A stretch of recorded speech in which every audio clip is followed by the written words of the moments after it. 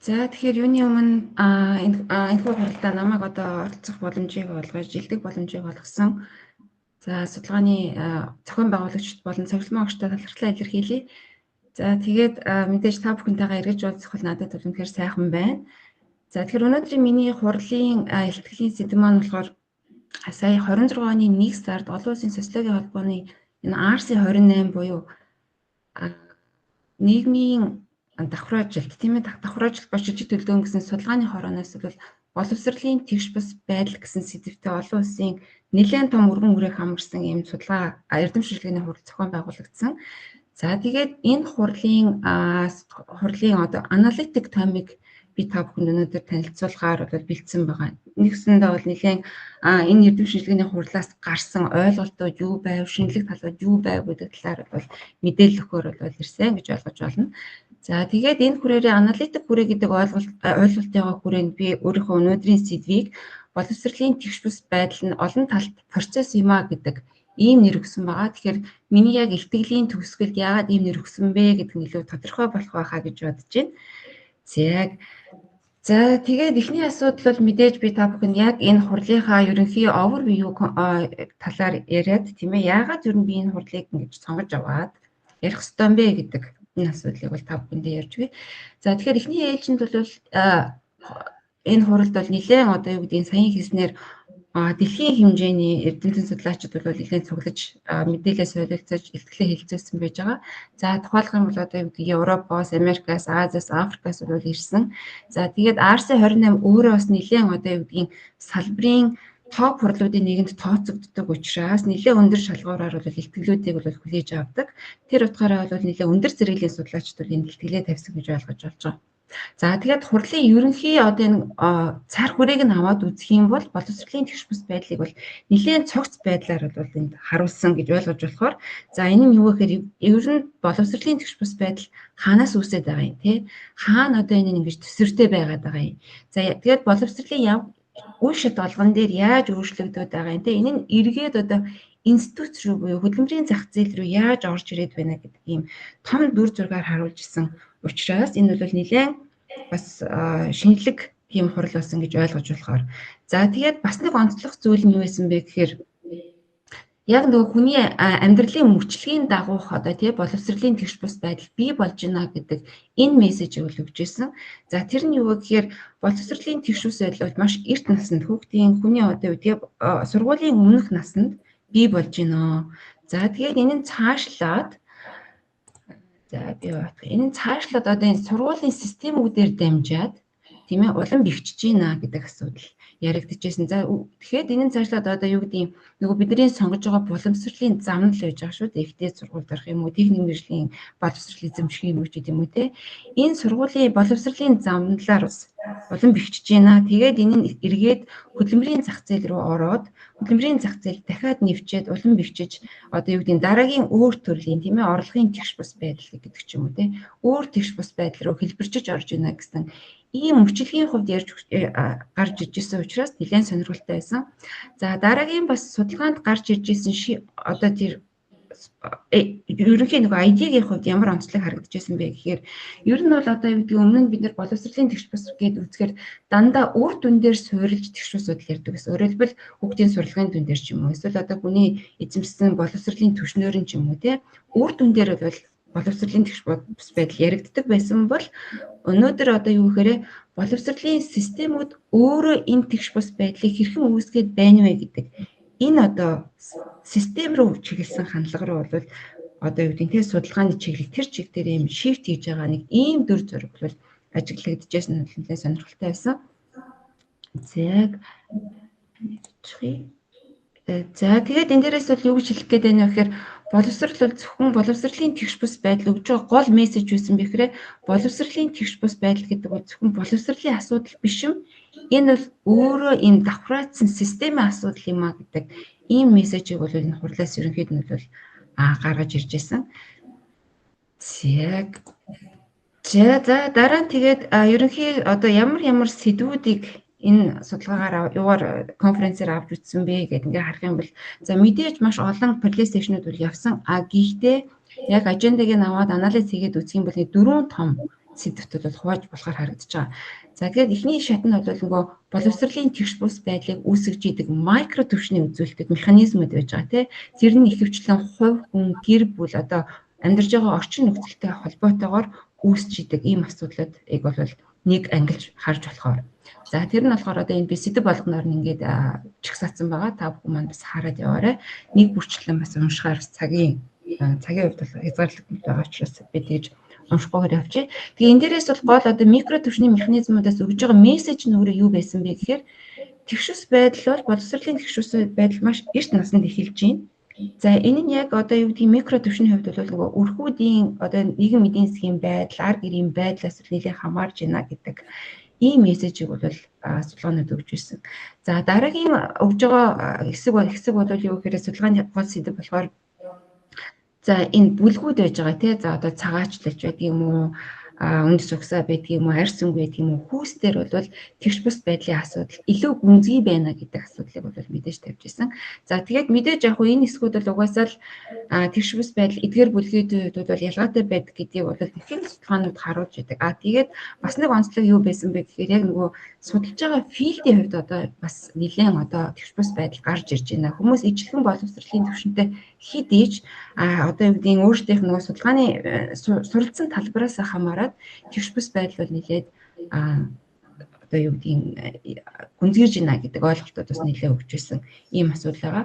За дараагийн нэг асуудал нь юу гэхээр энэ институцийн асуудлууд болон бодлогын асуудлууд бол тэгш бус байдлыг хэлбэржүүлж байна гэдэг нэг асуудал. Өмнө нь ер нь ихэвчлэн бид нар харж байхад тэгш бус байдлыг судалгаануудыг харж байхад юу гэхээр дандаа л ихэвчлэн их үүсвэр нь юу юм тийм ээ, сургуулиас болж гин үү, эсвэл одоо гэр бүлийн нөхцөл байдлаас болж гин үү гэдэг ийм асуудлууд ярьдаг байсан бол өнөөдөр институт чинь өөрөө бидний бий болгочод байгаа энэ институт чинь өөрөө боловсролын институт чинь өөрөө тэгш бус байдлыг хэлбэржүүлэгч зүйл болчиход байна гэдэг энэ мессежийг бол өгч ирсэн нэг хэсэг судалгаа. За тэгээд түрүүний хэлснээр дараагийн судалгааны боловсролын тэгш бус байдал хөдөлмөрийн зах зээл рүү шилжиж орж ийна гэдэг энэ асуудлыг бол дэвшүүлж ярьж байсан байж байгаа. Тэгээ өөрөөр хэлбэл боловсролын тэгш бус байдал одоо юу гэдэг боловсрол эзэмшснээр дуустдгүй маа, энэ бол цаашаа үргэлжилдэг юм а гэдэг энэ мессежийг бол өгч ирсэн. Ийм ингээд ерөнхий цар хүрээг нь харах юм бол сэдвээр нь англиад харах юм бол нэг ийм сэдвийн хувьд бол бүтэц харагдаж байгаа. За тэгээд энэ дундаасаа би дахиад онцлоод за механизмууд дээр тийм үү боловсролын тэгш бус байдлыг үүсгэдэг хэд хэдэн механизм байж байгаа. За тэгээд энэ механизмууд дээр ямар шинэлэг асуудлууд яригдваа гэдгийг л би та бүхэнд онцолж ярина. Түүнээс одоо юу гэдгийг тийм хуучин конвеншнл одоо уламжлалт аргууд бол мэдээж байгаа.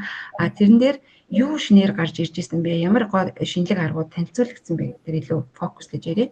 За эхнийх нь болохоор энэ микро түвшний механизм. Микро түвшний механизмууд гэдэг нь миний сая хэлээд байгаагаар ялангуяа гэр бүлийн асуудал, тийм ээ, гэр бүлийн буюу өрхийн нийгэм эдийн засгийн байдал гэдэг асуудал бол боловсролын тэгш бус байдлын одоо их үүсвэр гэж хэлэхэд нэг буруудах байх гэж бодож байна. За тэгэхээр энэ судалгаан дээр энэ хэсэг дээр бол ямар асуудал тавьсан бэ гэхээр за ер нь бол яг энэ боловсролын тэгш бус байдлаар судалдаг хүмүүс бол мэднэ. Тэг яг өрхийн нийгэм эдийн засгийн асуудал гэдэг энэ асуудлыг өөрөө тооцох нь концепцийн хувьд ч датаны хувьд ч асуудалтай байдаг. Ялангуяа датаны хувьд. Тэгээ бид нар нөгөө датаны хувьд хязгаарлагдмал байгаа учраас өрхийн нийгэм эдийн засгийн нөхцөл байдлыг одоо ингээд тооцоход бол нэлээд асуудал гардаг. За энээсээ үүдээд одоо юу гэдгийг бидний гаргаж байгаа үр дүнд ч нөлөөлдөг. За үнэлгээнд ч байс үүсгэх ийм асуудлууд байдаг. За тэгээ хамгийн одоо түгээмэл ашиглагддаг одоо энэ индекс бол PISA-гийн гаргасан энэ өрхийн нийгмийн эдийн засгийн индекс байдаг шүү дээ тий. Тэгэхээр тэр PISA-гийн датаны хувьд ч гэсэн өөрөө нэлээд асуудалтай байдаг. За тэгвэл энэ Вангийн танилцуулсан энэ судалгаан дээр юу танилцуулсан бэ гэхээр тэр PISA-гийн хийдэг өрхийн нийгмийн эдийн засгийн тооцдог энэ арга зүйг бол шинжилж өгсөн байгаа. За тэгээ би нэг арга зүй хэсэг дээр илүү тодорхойлж ярина. За тэгээд тэн дээр одоо тэр хэдэн гаргасан үр дүнгээр юу гэхээр ер нь бол 76 орны хувьд авч үзээд PISA-гийн датаг ашиглаад за нийтдээ одоо юу гэдгийг хүүхдүүдийн сурлагын үр дүн байж байгаа тийм ээ. Урд шалгалтын үр дүний 90-10-ийн зөрөөдөр за өрхийн нийгмийн эдийн засгаас хамаарсан зөрөө гэж ойлгох нь шүү дээ тий. Өөрөөр хэлбэл дүнгийн одоо юу гэдгийг 90-10-ийн зөрөөдөр бол 25% өөрчлөлтийн хувь байна гэдэг ийм зүрэг гаргаж ирсэн. Энэ нь болохоор юу гэхээр өмнөх одоо юу гэдгийг Писагийн гаргаж ирсэн өөрийнх нь дата энтраас бол арай жоохон өндөр гарч ирж байгаа ийм дүр зэрэг ажиглагдж байсан. За дараагийн нэг сонирхолтой ажил юу байсан бэ гэхээр энэ scope гэдэг. Scope-ийн ажил юу гэхээр ер нь бол бид нар мэдж байгаа сургууль бол өөрөө боловсролын төвш бус байдлыг харьцангуй тэнцвэржүүлдэг гэдэг тийм таамаглал бол нийтлэг явдаг. Өөрөөр хэлбэл сургууль бол боловсролын төвш бус байдлыг бууруулдаг гэдэг тийм энэ санаа явдаг. Гэтэл энэ дээр бол scope бол дахиж энийг бол аргументыг дахиж эргэж хараад за санаа нь бол нөхөр юу гэж хэлсэн бэ гэхээр за өрхийн нийгмийн эдийн засгийн байдал бол ялгаатай байна. За энэ дээрээс ялгаатай байгаагаас боловсролын хүүхдийн одоо боловсролын сургуульд орохоос өмнөх уур чадвар ялгаатай бий болж байна. За тэгээд энэний үр дүнд сургууль үнэхээр тэнцвэржүүлж чадж байгаа юу гэдэг асуулт гаргаж ирж байгаа. Тэгээд сургууль яагаад тэнцвэржүүлж чадж байгаа гэхээр хүүхэд сургуульд орохоос өмнө уур чадварын ялгаа үүсчээд байна гэдэг асуулт. Тэгэхээр сургууль энэ дээр хоёр төрлийн механизмаар ажиллаж байна гэдэг ийм мессежийг өгсөн. За нэгдүгээр нь болохоор энэ нөхөх нөлөө гэх юм уу те нөхөх нөлөө буюу өөрөөр хэлэх юм бол бага орлоготой хүүхдүүдийн хувьд боловсролын төвшөс байдлыг бол тэнцвэржүүлэх нөлөөтэй байна сургууль. За сургуулийн дараагийн нөлөө юу гэхээр өндөр орлоготой хүүхдүүдийн хувьд одоо юу гэдэг энэ мэчүүгийн нөлөө буюу боловсролын төвшөс байдлыг илүү бүр одоо юу гэдэг те бэхжүүлэх ийм нөлөө байна гэдэг. Тэгэхээр сургуулийн нөгөө тэнцвэржүүлэх нөлөө гэдэг бол ганцхан ойлголт бол үгүй юм аа. Энэ бол хоёр янзын нөлөө үзүүлж байна. За хин яаж үзүүлж байна? Юунаас болж байна гэхээр ерөөсөө л нөгөө бага орлоготой хүүхдүүд өндөр орлоготой хүүхдүүд гэдгээс хамаарат ялгаатай нөлөө үзүүлж байна гэдэг ийм ойлголтыг гаргаж ирсэн. За энэ бол бас нэг шинэлэг санаа энд харагдчихсэн. За дараагийн санаа болохоор энэ краци ажлыг би онцлсан байгаа. За тэгэхээр уламжлалт аргад бид нар яадаг вэ гэхээр за бид нар мэдж байгаа тийм боловсролын төвшөс байдал бол хүүхдийн эцэг эхийн боловсрол бол хүүхдийн одоо боловсролын төвшөнд нөлөөлдөг гэдгийг бид нар мэдж байгаа. Гэхдээ энэ маань өөрөө тодорхой механизмуудаар дамжиж нөлөөлдөг. Тэ? За энд ямар механизм байдаг вэ гэдэг талаар ингээд судлаад явдаг шүү дээ. За гэтэл краци дэвшүүлсэн гол санаа нь юу вэ гэхээр энд нөлөөлж байгаа механизмууд өөрөө ялгаатай юм аа. Нэгэн жигт биш юм аа, тийм. За аль механизм илүү нөлөөлөд байна вэ гэдэг ийм асуудал дээр бол судлаад хооронд нь одоо боломжит механизмуудыг бол ирэмбэлсэн байна. За тэгээд энэ дээрээс хамгийн энэ хэдийн гаргасан санаа нь болохоор энэ academic track choice нэгсэндээ одоо боловсролын замлын сонголт гэх юм уу да тийм. Одоо юу гэдгийг хүүхэд одоо дунд сургуулийн дараа тийм үү бол ихтэй сургуульд орох юм уу эсвэл одоо техник мэргэжлийн сургуульд орох юм уу коллежид орох юм уу гэдэг ч юм уу тийм ийм сонголтуудыг хийж байгаа эсвэл ажлын байранд гарах юм уу гэдэг юм уу ийм сонголтуудыг хийж байгаа. Энийг бол academic track choice гэж бид яриад байгаа. Тэгэхээр энэ бол хамгийн чухал нөлөөлөгч юм байна гэдэг. Ийм гараад энэ санааг дэвшүүлсэн. Гэхдээ энэ дээрээс юуд онцлсан бэхээр энэс өмнө эцэг эхийн aspiration буюу хүсэл тэмүүлэл бол чухал нөлөөтэй юм. Энэ бол аль болох айгүй эрт үүсдэг механизм юм гэдэг энэ санааг гаргаж ирсэн. Тэгэхээр ер нь бол юу гэхээр боловсролын төвшөс харьцангуй одоо энэ хүсэл тэмүүлэлч гэдэг юм уу ийм subjective зүйлүүдийг бол нэлээд хойшин тавиад байдаг шүү дээ. Гэтэл энэ крацийн судалгаар болохоор эхлээд боловсролтой эцэгүүдийн хувьд хүсэл тэмүүлэл үүсэж байна. Энэ хүмүүс хүсэл тэмүүлэл үүснээр хүүхдийнхээ academic track choice-ийг бол зөв сонгож байна, зөв шийдвэр гаргаж байна. Энэ нь буцаад боловсролын төвш бус байдалд нөлөөлж боловсролын төвшөнд нөлөөлж байна гэдэг ийм мессежийг бол өгсөн байж байгаа. За тэгээд мэдээж бол боломжит бүхэл механизмуудыг энэ хэд бол харьцуулж харсан. Энд болохоор яг нөгөө эренбээр нь дараалагдсан байгаа гэсэн. За нэгдүгээр бол энэ academic track буюу тэр боловсролын замнал, за дараа нь хүсэл тэмүүлэл, дараа нь одоо юу гэдэг уур чадвар, эцэг эхийн хөрөнгө оруулалт. Тэгээд хамгийн сонирхолтой нь одоо юу гэдэг тэр нөгөө уур чадвар, эцэг эхийн хөрөнгө оруулалтаас өмнө энэ aspiration буюу хүсэл тэмүүлэл илүү байна гэдэг энэ мессежийг бол өгж байгаа юм тий. За энэ бол мэдээж тэгээд эцэг эхийн боловсрол хэдийн өндөр байна, aspiration ихээ сайн үүсэж байна. За тэгээд энэнийхээ үр дүнд бол зөв сонголтыг хийж байна гэдэг энэ мессежийг өгөөд өгснөөр бол нэлээд онцлог ийм ажил хийсэн гэж харагдаж байсан. За тэгээд дараагийн яг энэ боловсролын төвшөс байдлын механизмд бас нэг санаа орж ирж байгаа нь одоо юу гэхээр яалтчгүй дижитал төвшөс байдал бол яалтчгүй шинээр орж ирж байгаа механизм болж байна гэдэг ойлголтыг болоод өгсөн.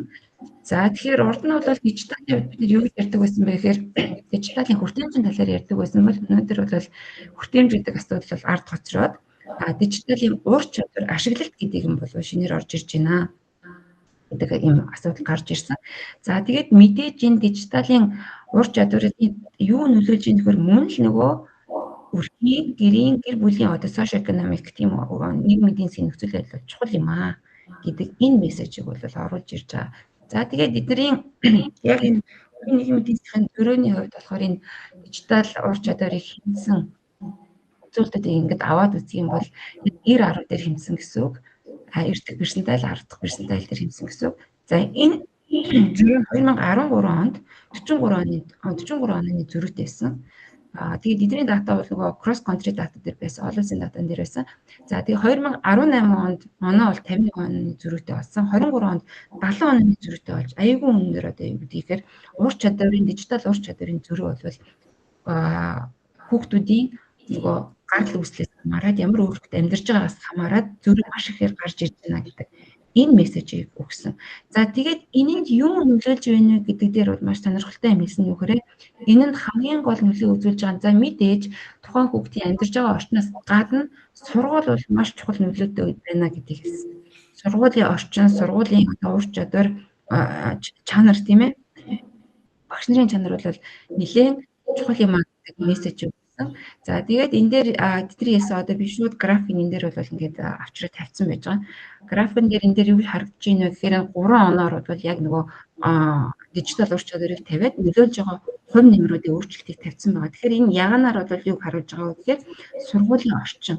Тэгэхээр бусад үзүүлэлтийн хувьд энэ онуудын хувьд нэг харьцангуй өөрчлөлтийн зөрүү бага байгаад сургуулийн одоо тийм сургуулийн орчны хувьд жишээлх юм бол 18 онд 10 байжгаад 23 онд 12.4 буюу 2.4-өөр болоод өссөн ийм зүйлээр ажиллаж байгаа гэсэн.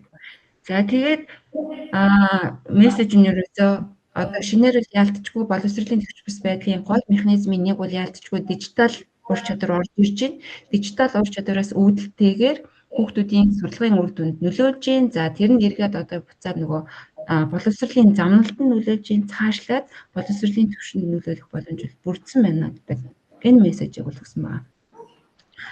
За дараагийн механизмын хувьд болохоор институцийн механизм. За тэгэхээр би түрүүн бас хэлжсэн.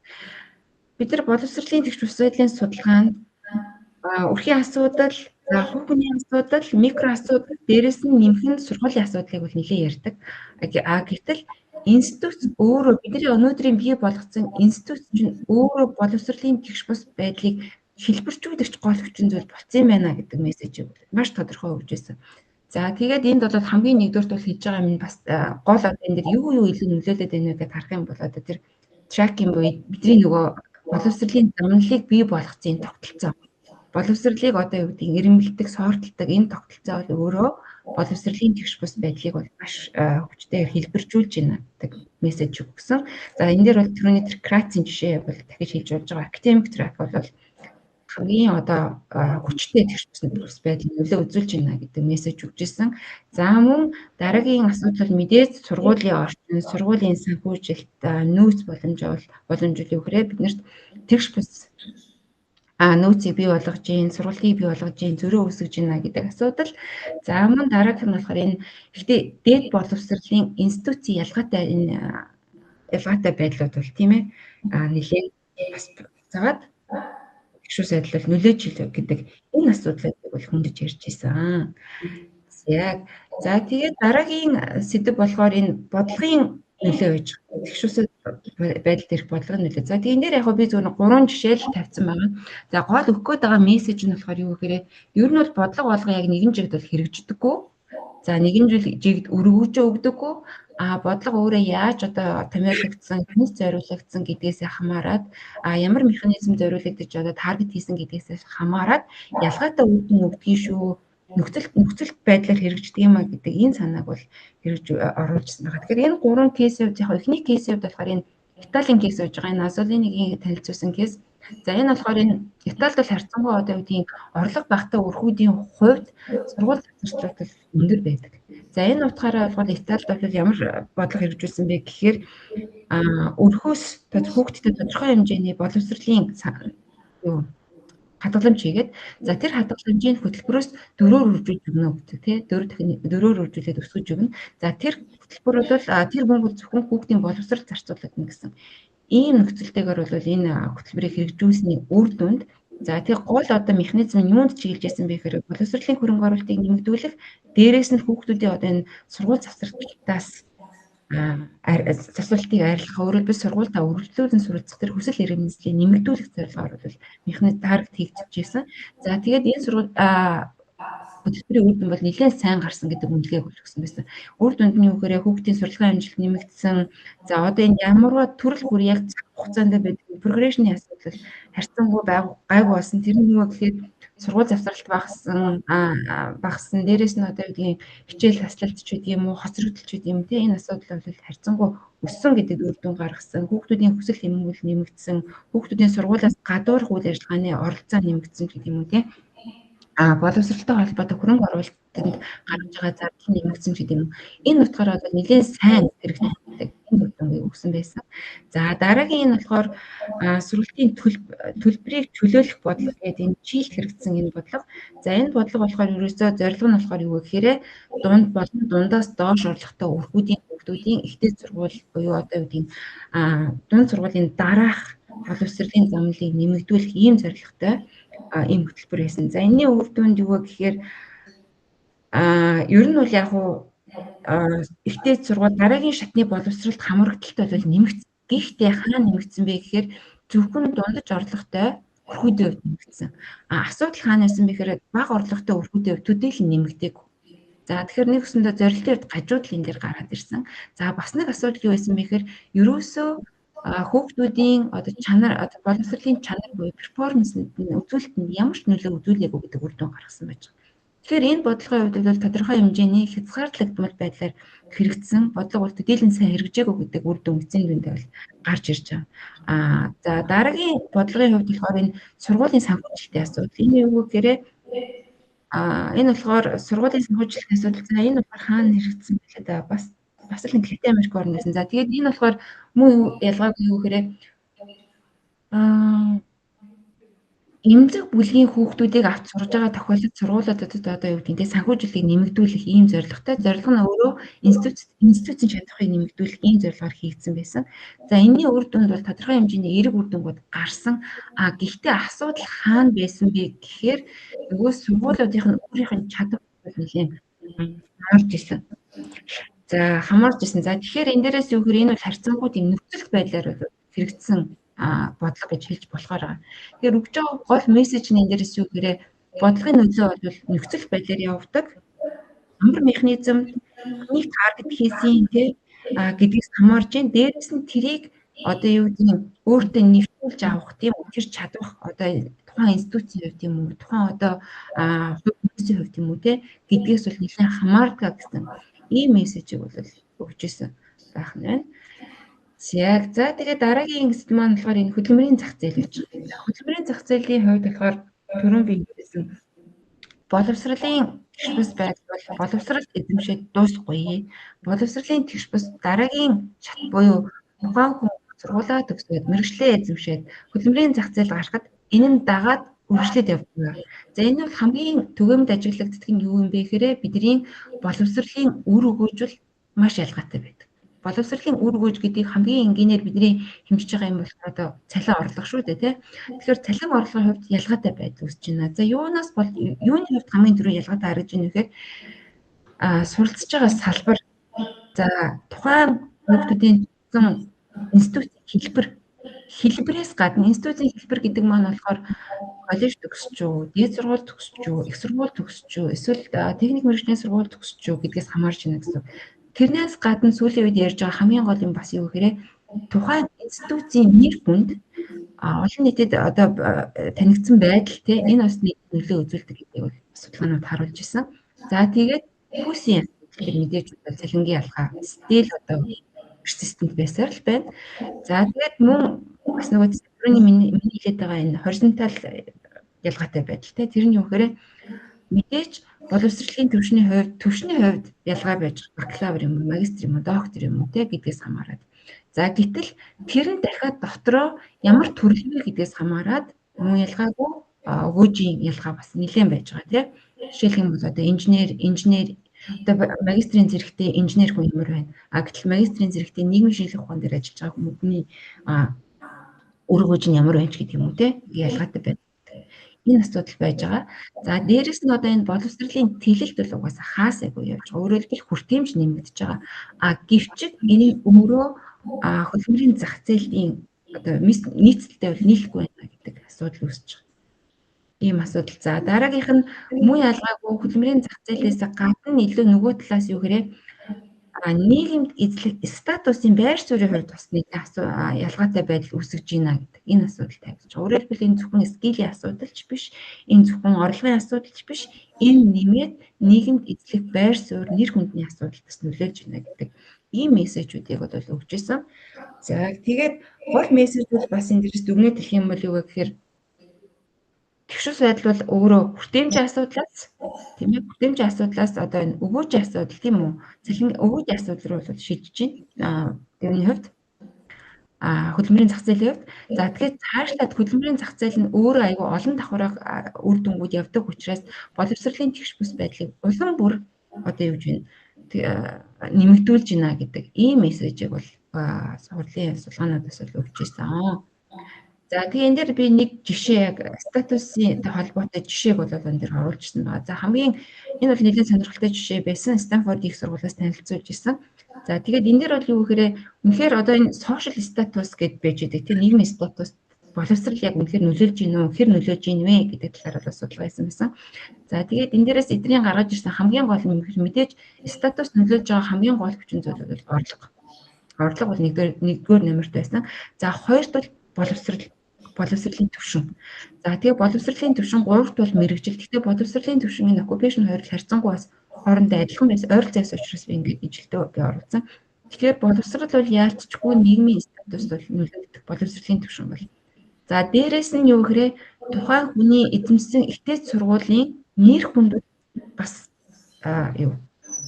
нөлөөлж байгаа. Гэхдээ бол боловсролын түвшнийг бол арай мэдэж гүйцэхгүй тийм. Ийм асуудал байсан. За харин эдний судалгаагаар юу гэж гаргасан бэ гэхээр нөгөө суралцж байгаа салбарын хувьд бол харьцангуй нөлөөтэй гэхдээ нэг тийм их нөлөө бол өмнөх үзүүлэлтэд харьцуулахад бага байсан гэж харуулсан. За тэгээд мэдээж яг боловсролын дотор нь ингээд задлаад харах юм бол сая хэлсэн дотор үрээ боловсрол бол нөлөө нийгмийн статусыг тодорхойлагч мөн юм байна. За тэр дотроо бол мэдээж боловсролын зэргийн асуудал явж байгаа тийм. За тэгээд мэдээж одоо үеийн докторийнхад бол илүү одоо өндөр нөлөөтэй магистр арай бага бакалавр тэгээд сургууль төгссөн гэдэг юм тийм энэ хэлээр нь. За тэгээд институцийн энэ элит премиум бол үнэхээр байсан гэдгийг харуулж ирсэн. За тэгэхээр энэ дээрээс бас юу хэлэх гээд байна вэ гэхээр боловсрол тийм төвшний хувьд болон ямар сургууль төгссөн гэдэг институцийн хувьд боловсрол одоо нийгмийн статусыг бий болгож байна. Нийгмийн статус нөлөөлж байна. Тэгээд мэдээж нийгмийн статус үүсэж байна гэдэг бол нийгмийн давхар ажилд үүсэж байна л гэсэн санаа шүү дээ, тийм үү? Тэгэхээр нэгсэндээ арай өөр төрлийн хэрэгбус байдлыг цааш тэнүүлэх боловсролын ялгаатай байдлыг эцсийн дүндээ үүсгэж байна гэдэг мессежийг бол эндээс харж болж байгаа. За ийм. За тэгээд дараагийн миний одоо та бүхэндээ танилцуулах санаа болохоор энэ за энэ хурал дээр ямар арга зүйн шинэ аргууд хүмүүс ашиглаж шүү. За ямар одоо шинэ яг шинэлэг гэж хэлээ тий арай жоохон аргууд ашиглаж шүү. Бас ямар шинэлэг арга бас танилцуулагдваа гэдгийг харъя. За тэгэхээр ерөнхийдөө бол бодлогын үнэлгээнд дээр бол ихэвчлэн за мэдээж бол сүүлийн үед энэ randomized controlled trials бол хамгийн түгээмэл ашиглагдаж байгаа. Энэ арга байж байгаа. Тэгээд ерөнхийдөө бол энэ RCT-ийн арга гэдэг санамсаргүй хяналттай төврийн гэх юм уу тийм хяналттай төрлийн арга гэх юм уу тийм. Тэр энэ RCT-ийн арга болохоор ерөнхийдөө ер нь тодорхой нэг нөхцөлийн хувьд яг системчлэгдсэн тийм ямар ялгаа байна вэ гэдэг дээр илүү анхаарал хандуулах. Өөрөөр би юу ажиллаад байна, юу болохгүй байна гэдгийг харж идэг. За дараагийн бодлогын үнэлгээнд дээр бидний ашигладаг гол арга бол бас энэ difference гэдэг тийм зөрүүний арга гэх юм уу монголоор юу гэхээр энэ арга байдаг. Гэхдээ энэ арга бол сүүлийн үед бас нөгөө 2018 онд нэлээд энэ аргын асуудлыг хүндсэн ажил гарсан. Тэгээд тэрнээс хойш бол энэ арга нэлээд ашиглагдах нь багасж байгаа. Гэсэн хэдий ч за энэ судалгаа энэ юун дээр хурал дээр бол нэлээд хэдэн судалгаанууд энэ аргыг ашигласан хэвээрээ байсан. Тэг энэ бол ерөнхийдөө санаа нь болохоор тухайн одоо бодлого хэрэгжихийн өмнө ямар байв, дараа нь ямар байв гэдгийг л хэмждэг. Тэгэл контрол третмент хоёрын хооронд харьцуулаад хэмжиждэг л арга л шүү дээ, тий. Ерөнхийдөө бол яг юу болчихвоо, тухайн одоо бодлого хэрэгжүүлснээр юу болчихвоо гэдгийг л харах боломжийг өгч байдаг ийм арга байж байгаа. За дараагийн гол орж ирж байгаа судалгааны арга дээр юу орж ирж байсан бэ гэхээр mediation analysis буюу энэ зуурчлагчийн гэх юм тий одоо энэ шинжилгээ бол нэлээд орж ирж байгаа. Гэхдээ энэ бол байсан л та. Гэхдээ илүү одоо их онцолж орж ирж байгаа энэ харагдчихсан. За санаа нь болохоор мэдээж одоо Y гэсэн хувьцчийг бид нэр Y-д бол X яаж нөлөөлөх вэ гэдэг шууд нөлөө. За шууд бас нөлөөгөөр энэ X нөлөөлөхөд ямар механизмаар дамжаад нөлөөлч вэ гэдэг энэ асуудлыг яриад байна гэсэн. Тэгээ түрүүний одоо нөгөө боловсролын жишээн дээр Крацийн ажил дээр ингээ харах юм бол боловсролын эцэг эхийн боловсролын хүүхдийн одоо боловсролын төвшөнд бол нөлөөлдөг. Шууд усаар нөлөөлдөг, шууд байдлаар нөлөөлдөг бид нар мэдж байгаа. Гэхдээ ямар арга замаар буюу ямар мэдээшнээр дамжаад нөлөөлч вэ гэдэг энийг жишээлх юм бол эхлээд боловсролтой эцэг үеийн хувьд бол хүсэл тэмүүлэл бол нэлээд үүсдэг юм байна. Энэ хүмүүс хүсэл тэмүүллийнхаа үндсэн дээр хүүхдийнхээ academic track буюу боловсролын замналыг зөв сонгож байна. Энэ нь эцэг боловсролын хүүхдийн эзэмшиж байгаа боловсролын төвшөнд нөлөөлж байна гэдэг.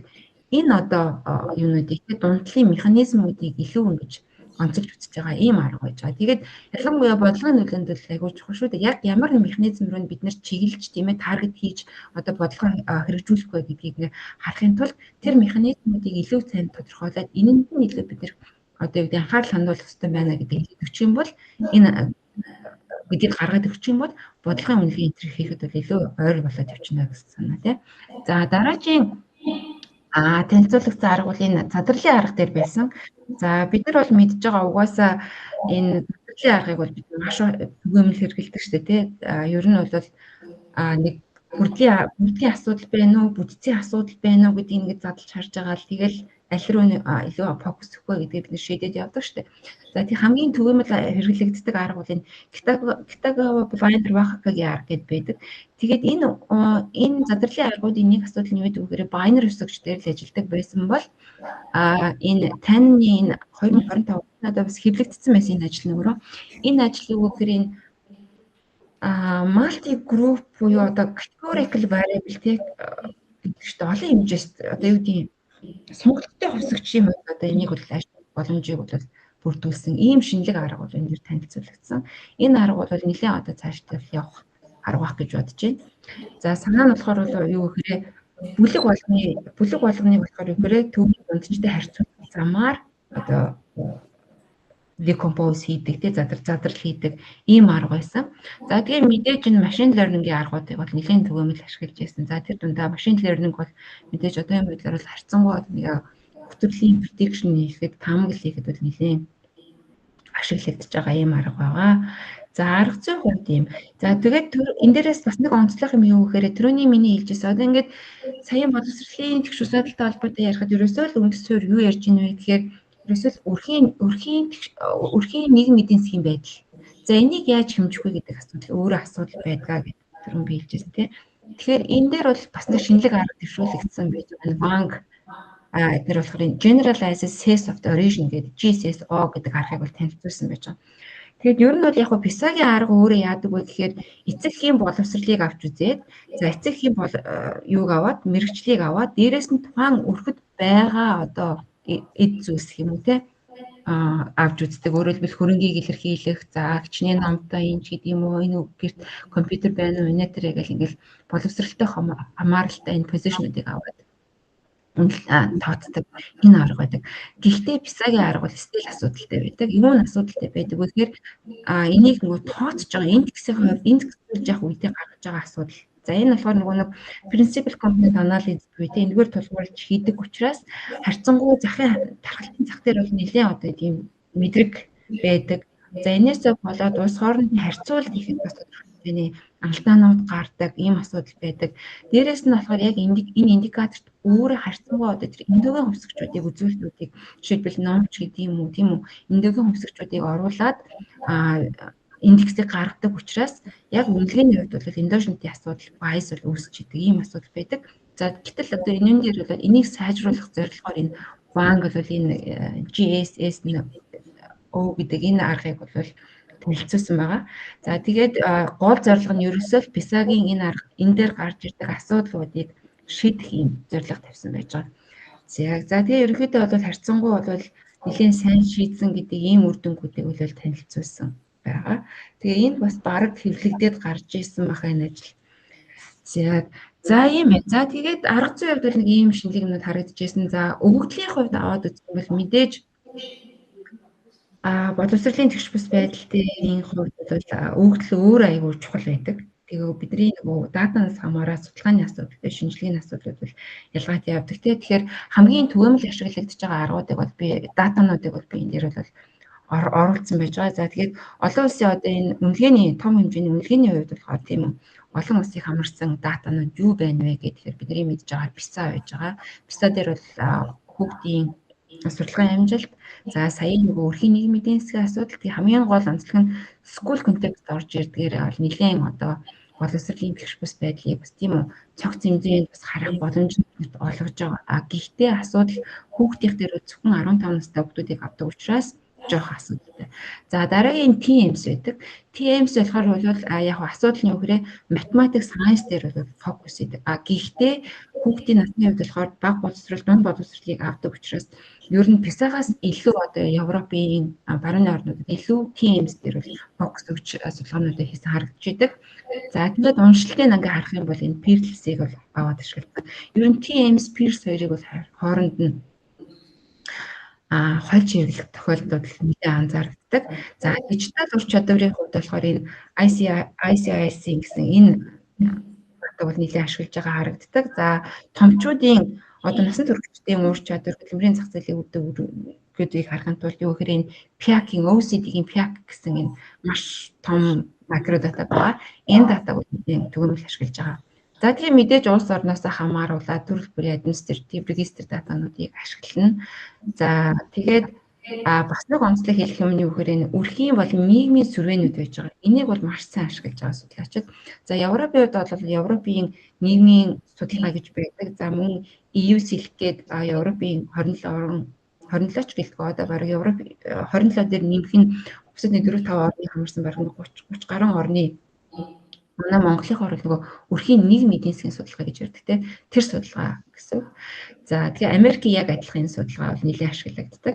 Тэгээ Монгол дээр бас байдаг бас Монголын нөгөө өрхийн нийгмийн эдийн засгийн судалгаа гэдэг манай аюул сайн судалгааны дата бол бас биднэрт байгаа шүү дээ. Энэ дата байж байгаа. Тэгэхээр биений дараа энэний талаар товчхон бас мэдээлэл өгж бодож байгаа. За тэгээд энэ датануудыг бол нэлээд одоо төгөөмөл ашиглаж байна. Яг би нөгөө өөрийнхөө байгаа бүс нутгаар илүү бас ярьчлаа. Бусад мэдээж улс орн болгонд яг манай өрхийн нийгмийн эдийн засгийн өрхийн судалгаанууд бол мэдээж бас байгаа шүү дээ тий. Гэхдээ асуудал нь бас хвчлэн хаалттай байх гэдэг ийм тохиолдол байдаг. Монголыг бол нээлттэй байгаагаар хамгийн давуу талтай байна. За тэгээд мэдээж бодлого бол институцийн датабейс гэх юу бэ вэ гэхээр OECD-ийн боловсролын датабейс, Дэлхийн банкны боловсролын статистик гэсэн ийм боломжит датанууд байж байгаа гэсэн үг. За тэгээд Монголын дээр би зүгээр жишээ болгоод тэр өрхийн нийгмийн эдийн засгийн судалгаан дээр би өөр судалгаанаас хийсэн юмыг энэ дээр оруулаад ирсэн байна л да. Тэгээ энэ юу вэ гэхээр бид нэг ийм судалгаа хийсэн. Өрхийн нийгмийн эдийн засгийн судалгааг ашиглаад ямар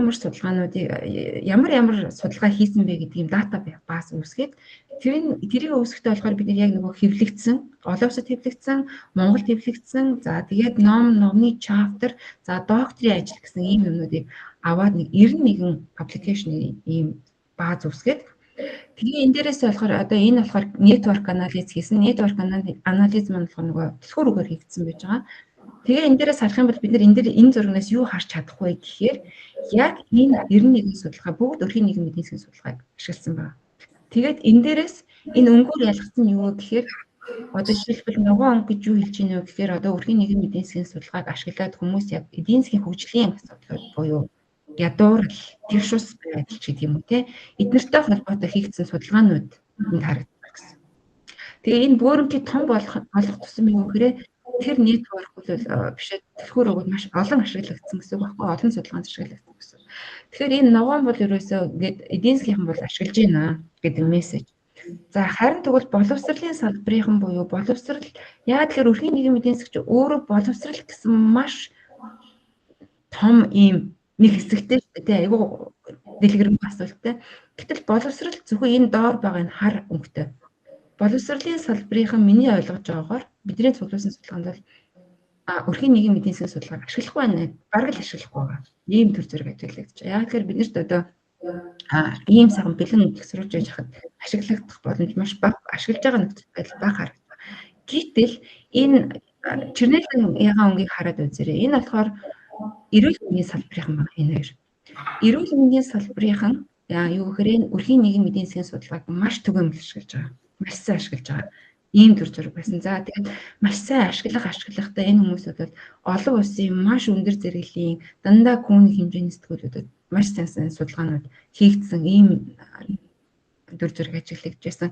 Дээрээс нь бүр Харвардын эдийн засгийн амгаахын сургууль Харвардын амгаахын сургууль Монголын өрхийн нийгмийн эдийн засгийн судалгааг ашиглаад докторийн ажлыг бичсэн гадаад хүн хүртэл ажлын хүртэл бид нар олж харсан. Тэгэхээр энэ дээрээс бид нар дүгнэлт хийж болж байгаа. Юу гэхээр боловсролын салбар бол энэ датаг ашиглаач гэдэг энэ мессежийг бол би өгөх гээд байгаа юм л та. Тэгээд одоо ингээд бидний өрхийн нийгмийн эдийн засгийн судалгаач өөрөө аягүй онцлог нь юу гэхээр за 2002-3 онд нэг хийгдээд завсарлаж байгаа 7 оноос хийгдээд 24 он хүртэл одоо хүртэл ингээд тасралтгүй хийгдсэн. Тэгээд хамгийн гол нь жил болгонд хийгддэг. Дээрээс нь энэ юу гэхээр нээлттэй ийм дата байж байгаа. Нээлттэй ийм дата. За ингээд бодъё л да одоо Монголын хувьд боловсролын тэгш бүс байдлыг ингээд яг яаж тооцоод байгаа? Хэн тооцож байгаа ингээд үзэхээр миний мэдж байгаагаар тэгэхээр би бас дутуу хэлж магадгүй миний мэдж байгаагаар одоо 2016-18 онд 17 онд энэ утан төгс багш Мөнхөрөөдөө хоёрын хэвлүүлсэн одоо яг боловсролын Gini индексийг яг өрхийн нийгмийн эдийн засгийг ашиглаж хийсэн судалгаа байгаа байхгүй юу? Өөр одоо яг индексжүүлээд тооцсон жишээлбэл тийм тооцоо би бол олж хараагүй. Яг нь зүгээр сурлагын амжилтын дээр хийгдсэн одоо юу гэдгийг нэг тийм жижиг сажиг юмнууд бол одоо тийм байгаа бах. Гэтэл одоо бид нар юу гэхээр системээр нь харах боломж бол энэ судалгаа датанд биднэрт байж байгаа гэвчиг хийгдэхгүй байна гэж хэлж байгаа байхгүй. Тэгээд одоо энэ өрхийн нийгмийн эдийн засгийн судалгаач өөрөө юу харуулж идэг вэ гэхээр сургуулийн өмнөх боловсрол. Яг сургууль сурж байгаа хүүхдүүдийн боловсрол. Тэгээд насан турш хүмүүсийн талаарх энэ боловсролтой хамааралтай бүхэл бүтэн тусдаа секшн бол энэ дээр явж идэв шүү гэдэг энэ мессежийг бол би өгөх гээд байгаа. За тэгээд эцэст нь болохоор дүгнэлт хэлэхэд энэ хурлаас ямар гол асуудлууд гарчваа гэхээр за боловсролын тэгш ус байдал гэдэг бол юм хоригдлогддог зүйл юм шүү. Энэ бол маш эрт эхэлж байна. За тэгээд хүний амьдралын үр шат болгон дээр улам бэвчэж явж байна гэдэг энэ мессеж гарч ирж байгаа. За тэгээд энэ боловсролын тэгш ус байдал бол олон төрлийн механизмуудаар дамжаад нэгэн зэрэг дамжиж явж байгаа. Аль нэг нь биш тийм үү? Ганцхан хүчин зүйлээс төдөөж хамаарахгүй. Нэгэн зэрэг энэ механизмууд боловсролын тэгш ус байдлыг нэмэгдүүлж байна. Одоо бүтцжүүлж байна гэдэг асуудал. За тэр нь болохоор сая яриад байгаа микро төвчний асуудал байна, институцийн асуудал байна, дижитал асуудал байна гэдэг энэ асуудал ярьж байгаа. За тэгээд боловсрол бол өөрөө ингээд зогсдог асуудал биш. Энэ бол буцаад хүмүүсийн амьдралын боломжинд үр нөлөөнд тий жишээлх нь бол энэ цалинд тийм ээ өөрийнх нь нийгмийн статуст бол цаашаа ингэж нөлөөлж идэг ийм процесс юм аа гэд. За тэгээд энэ утгаараа би юу гэж нэрлээд байгаа хэрэг боловсролын тэгш бус байдал гэдэг бол олон түвшний процесс юм аа гэдэг. Энэ мессежийг бол та бүхэндээс хэлэх зорилготой байсан. За тэгээд ерөнхийдөө гол үр дүн бол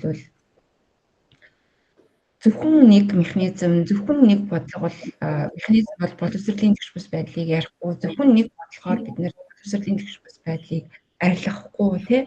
За тэгээд энэ бол харцангуй ийм системийн асуудал байх шүү. Энэ мессежийг бол өөрчилсөн байж байгаа. За тэгээд анхаарал тавьсанд баярлалаа.